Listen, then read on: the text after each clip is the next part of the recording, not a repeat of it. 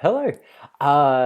Thank you for having me. Welcome to my talk. I'm going to be taking you through some sort of interesting left field typefaces today, so hopefully you enjoy. But without much further ado, let's get into it. Just share my screen.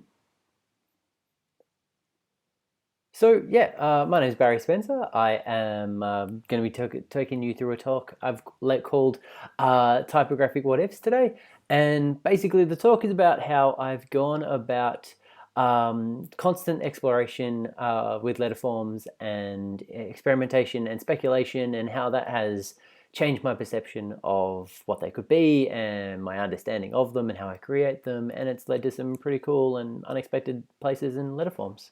So let's just get straight into it. So who am I and what are you in for? Well, like I said, my name's Barry Spencer. I'm a type designer from Melbourne, Australia. Within that, I sometimes call myself a speculative type designer, just to give people a tiny little bit more of an indication of what kind of work that I do and what they could be in for. And in terms of today, like I mentioned, I thought I'd take you through a bunch of sort of left of field, different approaches to type design that I take to just challenge my creativity and push me into new places and see where it takes me. But it's all coming from a sort of experimental and speculative approach. Um, because I'm interested in testing those sort of boundaries of letter forms and different constraints of letters and where they could go and what I could do with them. So within that, I really do in love. I love exploring letter forms. I've got many different journals and places that I like to draw. And even though the video that I'm showing you at the moment is fairly straightforward for what I do, it shows you that sort of process of what I go through in terms of trying different iterations over and over and over to sort of come up with type. And it might be a sort of more traditional way of making letter forms, but I find it a really sort of key component of how I come up with some of my ideas. Um, but from that drawing comes a lot of different sort of results. And so what I thought I'd do at the start of my talk here is go through a bunch of like a quick fire round of how I've made type and what I've made over the last sort of 15 years, to give you an idea of how I ended up from a place where I thought a letter for an A should look like an A through to me being okay with it not looking like that anymore if I choose to not make it look like that. And so when I started making type, when I decided or chose that it would be the filter that all of my or most of my creativity goes through, I started out pretty prolifically, and it was about making and learning when I was doing this, and I just hit the ground running, and I went pretty gung ho at it, and I made lots of different things, but looking at it, I can see that a lot of it was quite obedient, from a sense of I was still probably in the realm of thinking about what I should be doing as opposed to what I could be doing. And as much as I still tried some of my weirder ideas, I didn't think they had a proper purpose or that they had any sort of future in them. I just did them because I wanted to see. Um, but as I go through, I'm going to show you in sort of 2 year lots. And so in the next sort of 2 year period, like I found that by doing all of that stuff in the previous one, I began to sort of test the waters a little bit more in this sort of space. And it was coming from like I started to solidify my thinking, and I had this driving sort of mantra that I went with. It was how far can letter forms be taken forward or stripped back before they no longer considered letters, and that drove me for quite a long time. And as much as in this sort of space or these couple of years, there's less output, there's a little bit more refinement to what I was doing, or a little bit more clear in my thinking of what I was trying to achieve when I made type. And I was getting more and more interested in finding the edges of understanding, in terms of, what's a letter and what's a graphic mark and all that sort of thing.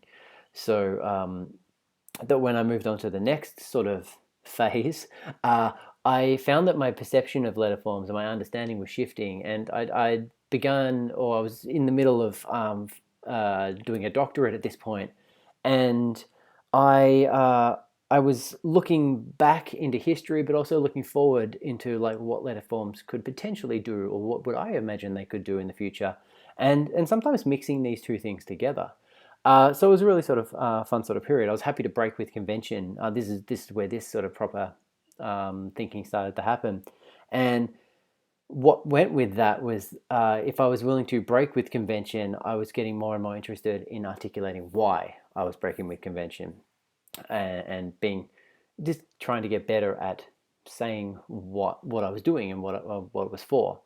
And in this next sort of period of time, like I was at the back end or finished my PhD, and I went back into a sort of prolific sort of creative state, and I was interested in sort of exploring boundaries once the PhD was done. I I was basing stuff on fairly heavily gridded or grid patterns, and grids have a really strong influence on my work. I really enjoy using them for their ability to allow for a sort of lack of control or a loss of control. Like if you use a specific kind of grid and you have a expected idea of what a letter form should look like in your head, sometimes the grid won't allow you to do that, and so you have to adapt or convert your thinking to what's happening within the grid, and I find that really sort of interesting.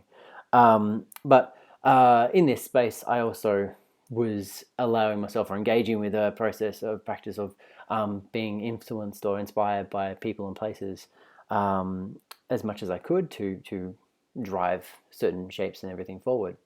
And so in the next sort of period of time, I took that inspiration from people and things, but introduced sort of techniques and technology into my work a little bit more.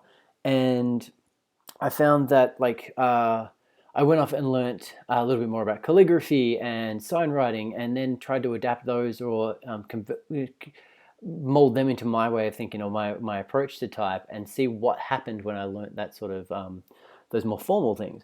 And when it came to technology, I was very curious about what I could do with my type if I introduced the variable fonts into the mix, and that sort of thing, to bring a sort of heavier influence or emphasis on user interaction. Like, what would other people do with my type? I was always sort of curious with that, and that led me to put on my first solo show at the end of this sort of period, where I, through my exhibition, I laid it out in a certain way that took people physically, like in the space, through something more straightforward in terms of a typeface through to something more speculative, and then if they went went through it a different way, I took them from sketch through to working font that they could actually key in and use. So that was a sort of an interesting sort of process there. And then that kind of brings us pretty quickly to now, and the work in progress that I have at the moment. And like at the moment, I tried to design a typeface for this talk. I usually use these things as sort of catalysts to make stuff, but that one typeface turned into 4 different typefaces, and then none of them got finished. So you keep an eye out for what might come from that. But it's been a strange year in terms of my creativity, and I found myself sort of looking to push the technological aspects of my work a little bit more, and that engagement. And I've also found that I've enjoyed revisiting a lot of my previous typefaces to work with them from a new perspective and skill set that I've gained over the years. But the reason I went through all that sort of breezed through 15 years of development was I wanted to show you the sort of gradual process of how I started and where I got to sort of where I am today, and show that it came with a big learning process. That was the point. That was what I really enjoyed about any of this, or what I do enjoy about any of this. And I found that over this period of time, through all my trial and error sort of undertakings, I found that I was getting more okay with messing up or not knowing what the answer was going to be, or attacking things or approaching things from a perspective of open creation. So it was okay to just make and then see what came from it. And it's something I'm always interested in terms of trying something new. I have a semi-nasty habit of saying yes to a lot of things, but one of those things, for instance, was this exploratory type wall that I made for the place where I teach, LCI Melbourne. And for this, it was about challenging myself to work at a different scale. And as much as I used a piece of paper that I'd drawn on by the end of it, it was about bringing my work up to a larger scale, engaging my students, and showing them sort of that experimentation and play and exploration is a good thing within your work, and that I chose to make this sort of about open creation and free form creation. So, like when I was drawing the letters on the page, I wasn't concerned about where it was going to be or how big things were going to be. I didn't plan it out. I just drew from and adapted to the grid. So it was a cool sort of undertaking and way to think. But lots of what I do comes down to what if questions. A lot of the time it's what if, and you're going to get sick of those words by the end of my talk. Sometimes it's not what if, it's if then, but they're all those sort of statements of query, inquiry or whatever, and it's close to a sort of scientific experiment. Like, what if I did this? Or if this happens, then this is how I respond or react, or then this is how someone else reacts. And it comes down to those sort of control and trials and tests. So the control being the Latin letter forms that I understand, and then what happens if I do these things to them. But within that exploration, there's a lot. It sort of comes down to sort of 6 key or core questions that like they can boil down to. And what I'm going to show you now, like you'll hopefully be able to see these sort of direct visual links between or connections between things I've done in the past and things that I do now, and how they've sort of evolved over time. And so I'll take you through a couple of detailed thoughts or concepts or processes for a few focused typefaces now. So the first thing you might want to ask yourself or like approach type with is, what if I did nothing? Like, what if I treated things a little bit more straightforwardly or understandable, or used some expected shapes or formats or whatever, or configurations, and kept things in a sort of safe realm that like I know someone's going to understand it after this. This is a valuable sort of place to begin or to stay or whatever. Like, this is what most of us will know. This is the most sort of functional sort of area. And within this, you can still have some nuance. Like, even when I do this, I try to bring something to it as much as I can. And one of those, what I want to focus on here was a typeface I made called Gertie. And Gertie was designed for an exhibition where the conceit was to use a brush. Like, it was called Tools of the Trade. It was for the Melbourne Lettering Club, and everyone in the exhibition had to use a brush to make their artwork. And within that, I knew there was going to be lots of like really cool lettering pieces, and I'm not really a letterer, and so I decided to like approach this from the perspective of like, well, how would I use a brush, or what would I do with a brush, or what would I do in this sort of thing with this thinking and application. So they gave us a template, and they made to work from, and I decided, well, what if I crammed like the letters or made them interact with each other and did that in a certain way, made them engage with each other in an interesting sort of way, and then applied the brush to that technique. And what I found was that I got to a point where I'm like, well, what if I also treated the horizontal strokes different to the vertical strokes, and then made them different colors? And what it led to was like something that was seen differently from far away and than it was up close. And then I was interested in that sort of interaction with it, and it led to some pretty cool letter forms and nice sort of weird interactions and interferences with letters, and adapting their shapes to kind of interesting sort of shapes. But also the texture that came out of it was something that I really appreciated, and I definitely want to. I'd love to continue this kind of thing with another typeface or a bunch of them, and there's some in development at the moment. But that was sort of looking at Gertie, and if I did nothing really to letter forms to mess with their construction, well, left them in a space where that was understandable. But the next sort of thing you might try or consider would be, what if you altered detail within a letter form? And this sort of still stays in the realm of familiar, but there might be a little bit more, like the letter forms themselves might be pushed a little bit further, or there might be some slight quirks in them. And again, really nice sort of place to explore. And what I thought I'd talk about in this area was a typeface I made called Angel. Funnily enough, called Angel because I spelt the word angle wrong when I saved the file, but then I just left it. But with Angel, like I was still I was interested in using like a heavy sort of grid structure, but this is sort of where I began adding an element of custom, so the diagonal lines, but also specific rule setting. Like if I do this thing, I have to stay within this idea or this conceit. And as much as it led to letter forms that were still kind of familiar, things that I was doing with them definitely have influenced what I've done since then in terms of being able to like move around components of letters or start them in a specific different place or move them to a different place, and you can still kind of understand what's going on. And so with this came a nice sort of rhythm with the letters, and the typographic adjustments I did definitely expanded my thinking. So if you move beyond there, you can reach a place where you might be like, well, what if I remove detail from a letter? And when you remove detail from a letter, I find a lot of the time it's about letting the person on the other side, the reader or the observer or whatever, fill in the gaps, because different people are going to understand different things or switch on to different things. So there's heaps of possibilities in here and heaps of opportunity to try things and to make small changes that mean a lot on the other side. And um, within a lot of the stuff that I do, I find that like Gestalt theory plays into it a little bit, where people will fill in the gaps, and it depends on how they're interpreting it to how that happens or what happens with that.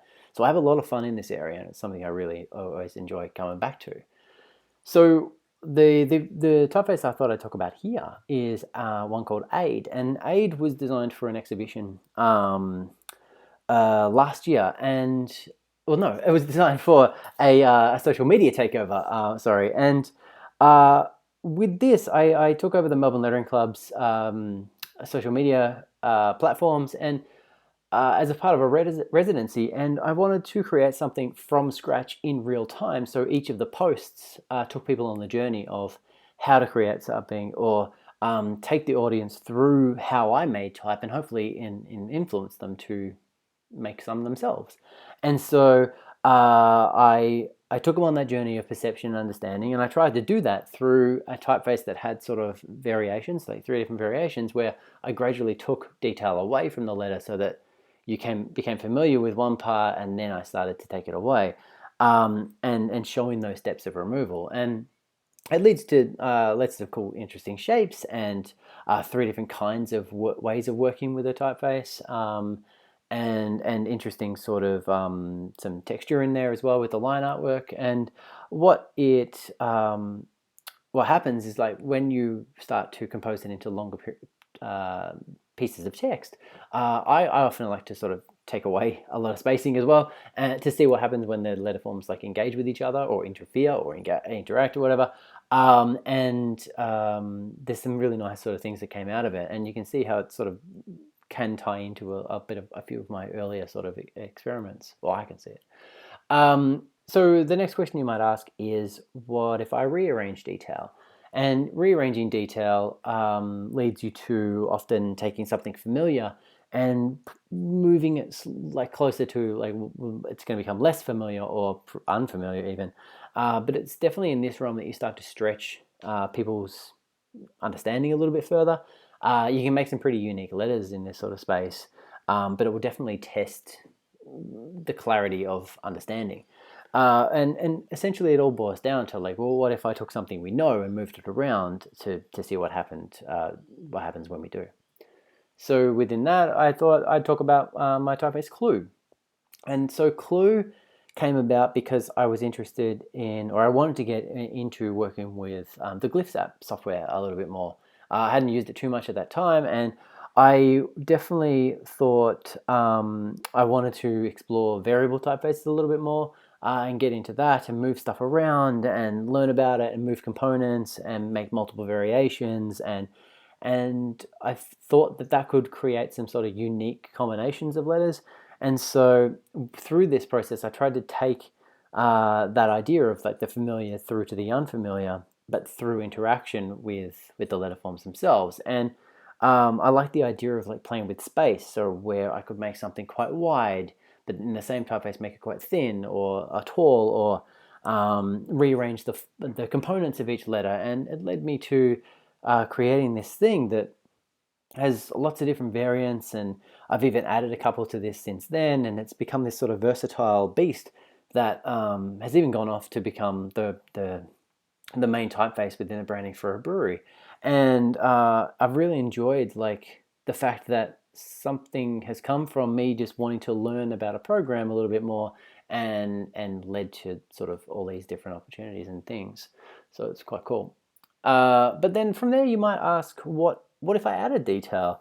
And adding detail adds a level of complexity to things. And with that complexity may come confusion, or you might bring it to challenge. Like, because within adding detail and sort of overcomplicating things, or something like that, you start to add light elements of decipherment, or the beginnings of decipherment anyway. And within that realm, I thought I would talk about my typeface 5 by. And so 5 by was designed for, it was actually designed for an exhibition this time, called Letterform, that was there to celebrate different ways of people making type, or different approaches to type. And I made this, and I was inspired by like little puzzle games, and like specifically those ones where you move the pipes around and connect them all up, or like the ones where there has a metal ball in it and you move it around and the ball goes through the maze.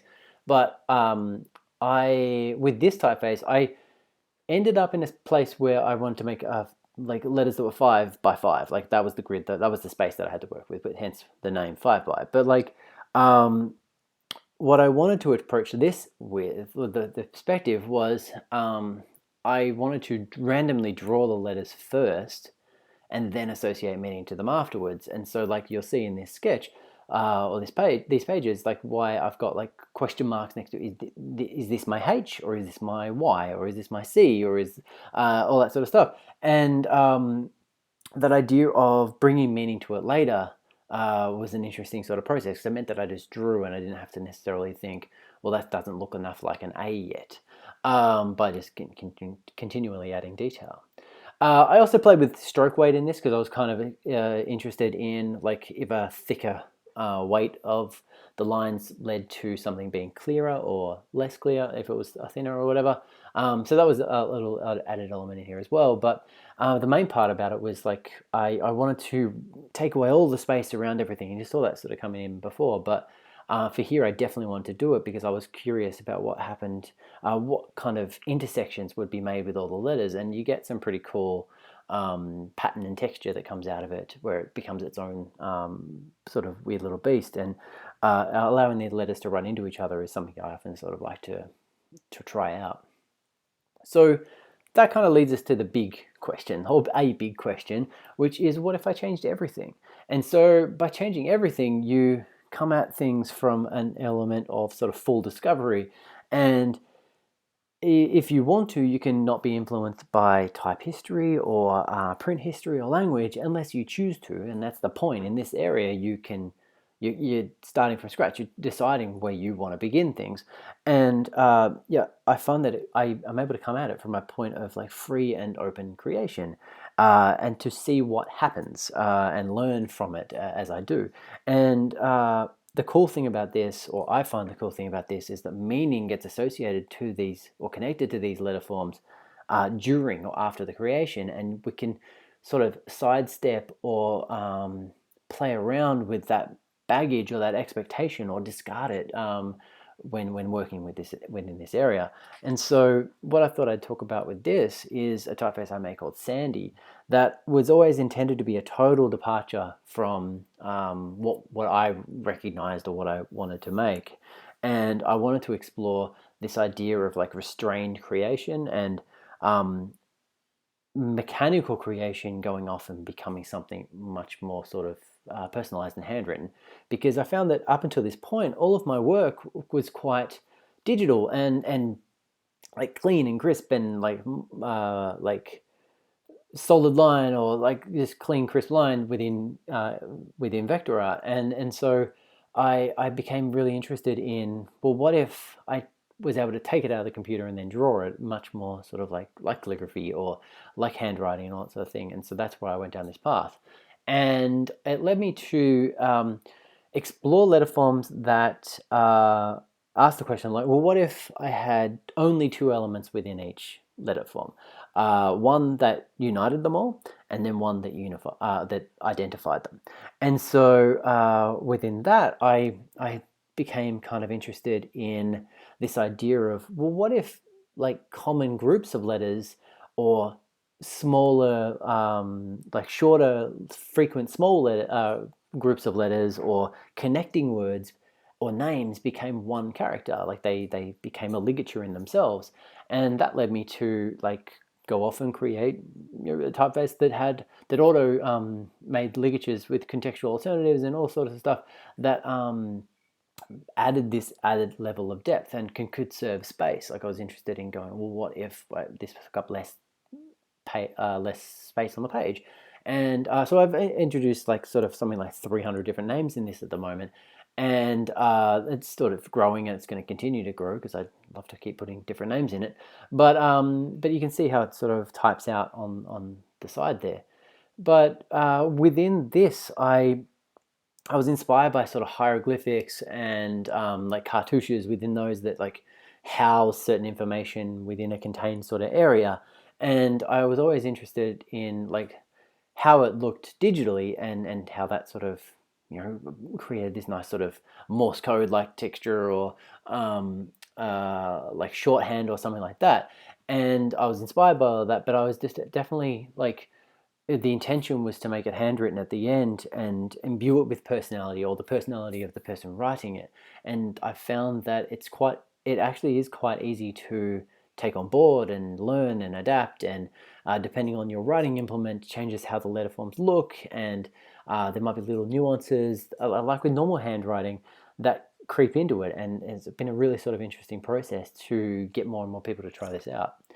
So, that's been a lot of sort of what ifs thrown at you, and well, six core questions, but like within that, there's been so many different things that I've explored on top of that. Because what I find is that I often need or make additional rules to drive those typefaces a little bit more. So I use these rules as creative catalysts, and as much as what if I remove detail, it becomes down to, well, what if I also did this other thing within that space as well, and it's not going to be an exhaustive list, but I just wanted to show you a few things that sort of hammer that home and how I find that I have to think my way out of a problem in this sort of case, or pushes me to try something different or adapt my thinking. And so within that, like within this page here, it's about, well, what if I took inspiration from ancient scripts or different languages, or try to adapt or update or translate them to something new or my thinking or whatever. And so on one hand, we've got like Ogham script where I put the letter forms we know. I built them I hid them in the new shapes, and then sort of explored formatting in a different way. And then in the middle, you've got Phoenician, where I was interested in making an updated sort of modern day stylized version of Phoenician. But if a letter had split off into two over history, I allowed that to be the same letter form again, and or the same visual again, and I was curious about what would happen with that overlap. I was okay with it. And then with the one on the other side, like that was inspired by Japanese and sort of katakana. And I saw a learning guide in my friend's house, and I was super interested in what would happen if I mixed these two scripts together. Like, so I made Japanese versions of the Latin alphabet, or just took flavor from both. And it meant that I went off and I studied the shapes, and then I made a grid from that, and then I drew the letter forms on that new grid, and then gave it back to people who actually spoke Japanese to see if there was any accidental overlap, and then I would adjust the letter because I didn't want confusion to creep in. I just wanted to make new type that embodied that sort of thinking. And it's something that I'm going to keep continuing to do. But the other things that I find that I can take cues from or help get direction is like, what if I take inspiration from things that are happening to me at that time? And so with these, it's about my sort of my job as a teacher. And I've been given a lot of marking to do at the time, and so I wanted to visualize that with the one on the left, and so it was about my time going away or exploding in this case, and so I took it as a key to revisit a previous typeface with a new point of knowledge, which I mentioned before and which will come up again. But how do I visualize that? Like I'm so interested in visualizing like these thoughts and things, and so when it came to the other side, like what I was trying to show or demonstrate was iteration and ideation. So something that I usually set my type classes every now and then is like the idea of like how many A's can you draw, how many letter forms can you draw in a certain amount of time, or to fill up a certain page, or just going through that iterative process is something that I sort of enjoy so much. But like it ended up making a complete typeface of A's, and then that became the question of, well, what if every letter was an A in an alphabet, and what kind of combinations and interesting shapes would that make within words, or like depending on what word it is. And so I drew as many A's as I could, and then vectorized them as well. But I ended up with like something like 167-ish or something. And then that led me to have alternates for uppercase, lowercase, a keyboard's worth of punctuation and numerals. And so it was kind of just an interesting sort of thing. And I ended up calling it R just because reasons, but it was fun to sort of engage with. And so uh, with like revisiting in mind, I do tend to just like try things very quickly. In that, like, I had an idea for a typeface a long time ago that was like, what if we could view each letter from all four different axes, so north, south, east, west? And I wanted to visualize that. And now that I knew that I could make a variable sort of typeface, like I could put it along a slider, so that was kind of fun. And so it doesn't have to be sort of overly intense. But then on the other side, we have another typeface that was inspired by Joseph Albers and the Bauhaus, and it was for an exhibition where we made a thing to commemorate like to celebrate the Bauhaus's 100-year anniversary, and I decided to revisit this typeface and make it into a color font based on that sort of Bauhaus theories. And so I ended up with like 4 different colorways, and I wanted it to have contextual alternatives. So if you put 2 A's next to each other, they'd be different colors. And it was a nice sort of way to explore just not changing too much, but revisiting and adding a new element or a layer to something. And sometimes I like when I do take inspiration from people, it's not necessarily who they are or what they do, but with the one on the left here, like my friend gave me a brush pen, my friend Lachlan Phil, and I hadn't used the brush pen up until that point, so I used it as a reason to explore it in my own sort of way. Like I had to get better at it, but I used it as a catalyst to say, well, what if I'm like explore mark making here? What kind of letter forms would I make with this new tool? And then with the one on the right, like I was wanting to make something for my friend Nicole Arnett Phillips, who's always been a sort of supporter of my work, and I decided to see, well, what if I imbued this typeface with an essence of where she's from, so New Zealand, and take it into that space of fairly exploratory letter forms or speculative letter forms that she's been so supportive of over the years, and so it was just a nice sort of thing to do. And so I find that I do tend to do that quite a bit. Like I'll celebrate a person or something that they've shown me or taught me or anything like that. So like with one side of this, I've got Wim Kraull, whose work inspired me very early on and sort of encouraged me to keep going down this sort of path. And this is a typeface I made that was sort of articulating the before and after of when I came across his work. And then with the one on the right, I've got Brett Peaver, who taught me a lot of sign writing techniques. And I used not only those sign writing techniques, but also 36 Days of Type to sort of articulate the variation and the interest that can come through sign writing and the variety that can come with it and those sort of techniques. And, kind of force myself to go through this process of making 36 different treatments for this stuff. And it came out like this.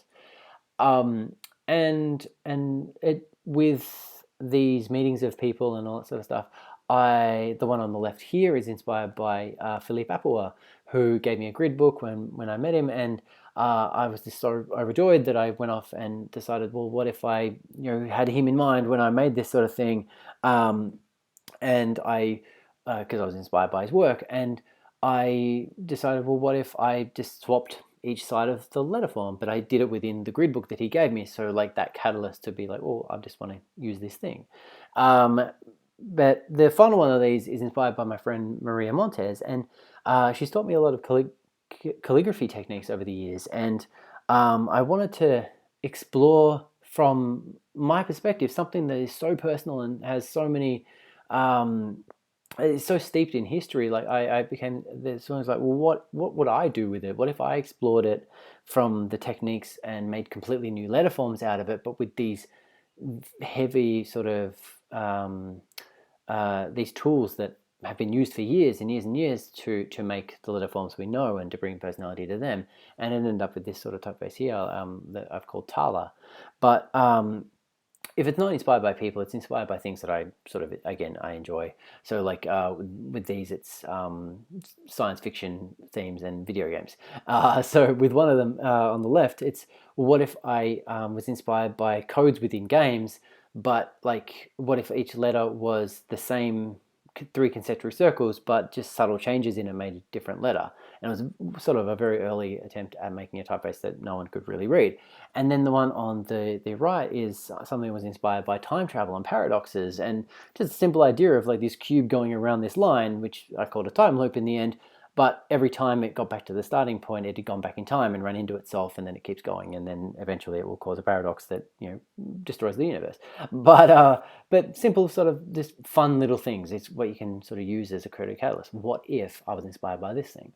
And sometimes I can be inspired by challenges. So Sarah Hindman gave me a this challenge to make a typeface out of a 45 RPM spindle.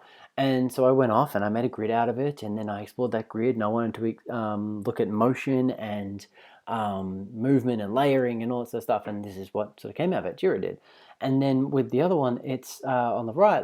I was stuck on a plane. I didn't want to be on a plane. I wanted to take my mind off it. So I decided to draw a letter form or an alphabet and then break it into components and then move around those components as many times as I could until I ran out of ideas or there were no other components.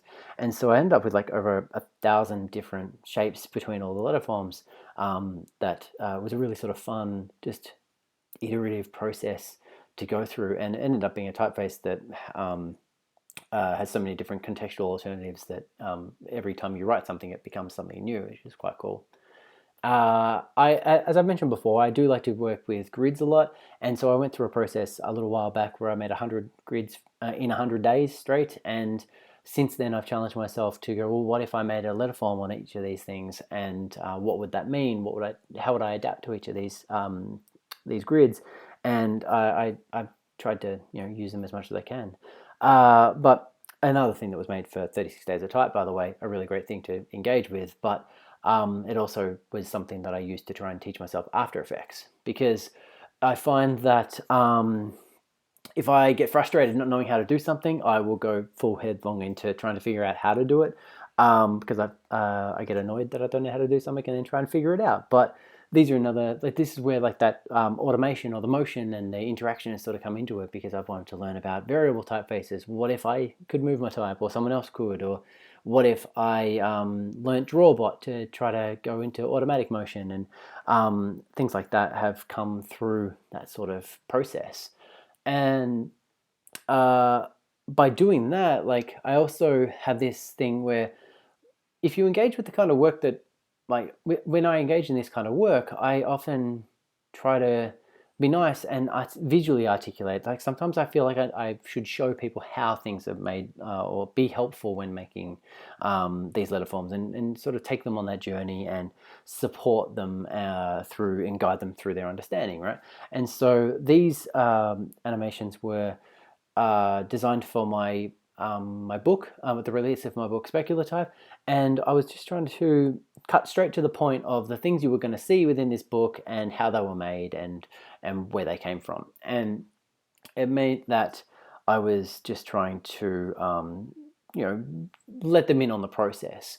And it was something that I found very useful, and people have definitely appreciated it, because this is an abnormal way to approach type, and you don't have to do it, and there are places for it and against it. And so when I'm doing it, I do find that I vary wildly between wanting to help and then wanting to see what happens if I don't. And so the one on the right here is Clara, and Clara is a cryptic typeface that I made a little while back, where I've intentionally put 10 different versions of every letter within it, so that when I typeset something, you can't really use frequency analysis to figure out what letters are what. And then when you write it, it's encrypted as you write it, or key it in. But then each artwork that I've made for it is giving you a hint as to how it's made. And then there's a 500-word sort of article that I wrote that uses weird turns of phrase to, again, give you more of a clue as to what I went through to make them. And I might have been a bit too harsh in this sense, or a bit too crazy in this, because it hasn't been deciphered since I made it. So that's kind of fun. But the last thing I thought I'd show is I've been really sort of interested in this edition of movement and programming within my type, and it's something that I'm only really at the beginning of, and something that I want to take further. And so if anyone's out there that knows about this kind of thing, whether it be Python scripting or P5JS, which is what these were made in, I definitely like to talk about how we can sort of maybe make some of my weirder ideas come out. But what that leads me to is just thinking, well, what next? Like, and with me, it's, well, I don't know. Like, I'm just going to keep following these paths and seeing where they lead and having some fun with it. But for you, like I'm interested in see what you would do with these what if sort of things. And I'm sure there's going to be a lot of ifs in my work as I go forward. But well, for you, it's like, well, what if you tried some of these directions that I mentioned over the course of this talk? And what if you went off and tried to decipher Clara? Like, some people have got close, but no one's kind of figured it out yet. And then, like, the cool one of, like, what if you took the time for yourself to go off and try that weird idea for type that you thought you shouldn't do or couldn't do or didn't have time to do? Like, what if you went off and made that? Like, I'd be curious to see what you made. And then what's the worst that can happen? Like, I don't know, but I'm sure it'd be very fun. So with that thought in mind, I'll just say thank you for listening. I hope you've enjoyed the things I've talked about today. Go, by all means, follow me at Speculatype for more of what I do, or look at my website. But other than that, yeah, like I said, thank you very much for listening.